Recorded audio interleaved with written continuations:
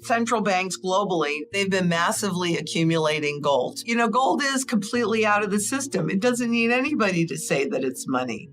And according to the Bank for International Settlements, gold held at home runs no political risk. It is the only financial asset that runs no counterparty risk.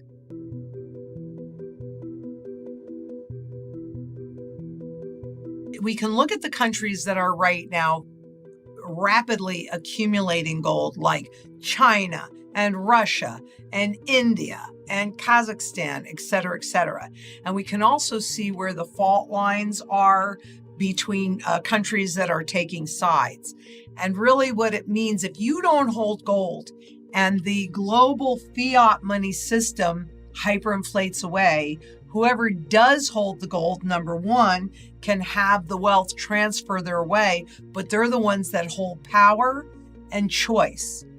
And we all see that there is a shifting of power from the West, the US, etc., to the East, China, India, Russia, the BRICS nations, etc.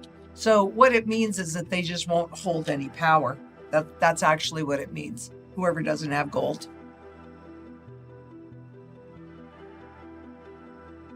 This is not your debt that I have to count on you to pay, right? It runs no counterparty risk. It's a proven inflation hedge over time. And, gold is critical for you to have completely outside of the system, because look at this little teeny thing. And this is a 1 ounce gold coin. And it's an easy way to carry a lot of wealth in a small little package that truly is outside of the system that I hold and I own outright. It's critical. Whether you believe in gold or you don't believe in gold, this is the primary currency metal. And when they do those overnight resets, they take this that has no intrinsic value and they revalue it based on how much of this they've printed to the gold. It is a true portfolio diversifier. You want to take some risk? Okay. You do whatever you're comfortable with. That's what everybody needs to do.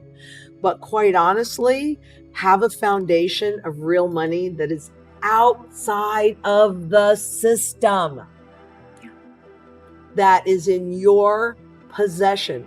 Because regardless of your perception, if you don't hold it, you don't own it.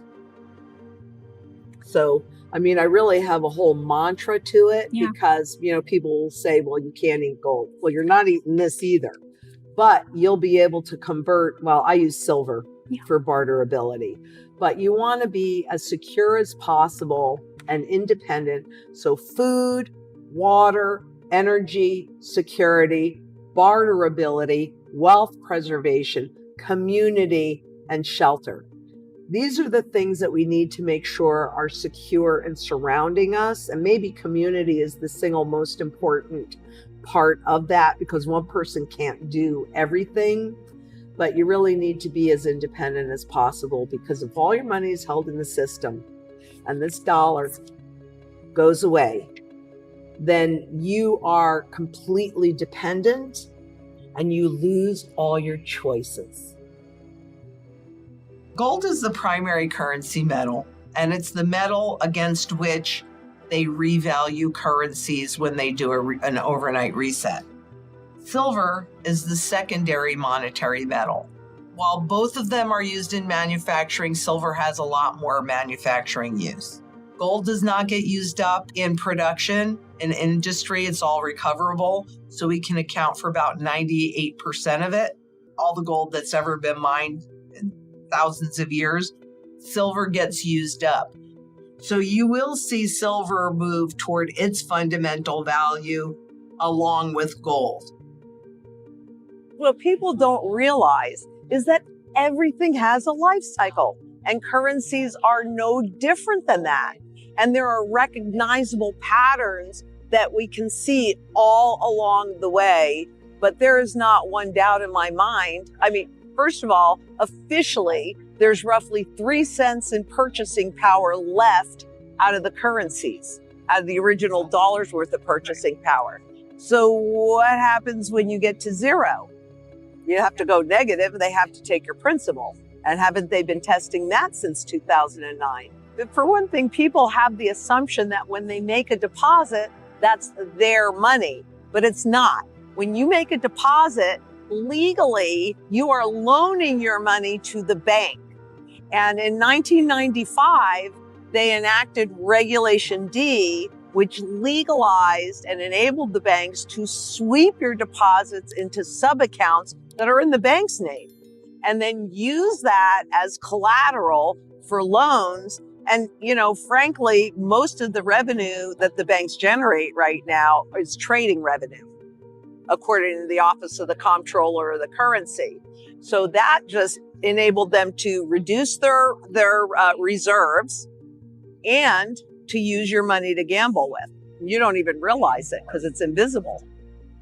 And I would like to say that even when we go into the digital currency, the digital dollar, people will think, oh, well, then that's going to fix the system. But no, because they're not going to change their behavior.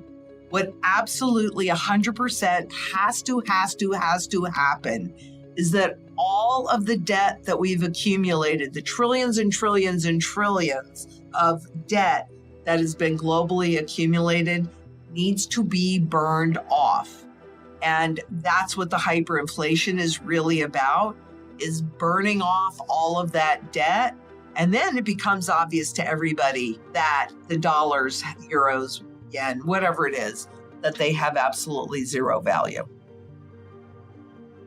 And remember right now, central banks are raising interest rates to fight the inflation that they caused by their reckless money printing, right? Absolutely. And, and by the way, even though this says this is prop money, what are the ones that are issued by the governments? It's garbage. Right. Gold is real money, right? Everything else is just an imitation of it.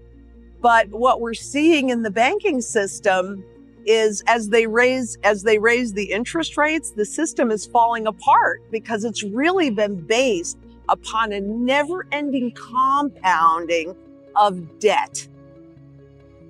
So what will happen is we'll go into hyperinflation mode, and then people will lose complete confidence in the currency, in the system, and they'll stop using it. And they'll go to a barter system. So you'll get real local for a while. That's where silver really comes into play. And then you'll see gold, like in Venezuela, it went up overnight like 3,500%, something like that. And Venezuela has had now 3 overnight revaluations against gold. So they do that to gain the public confidence again, but they won't change behavior yet. Globally, on average, it takes them doing it 3 times before then they go into a system where we actually would have gold to a degree backing the new currency.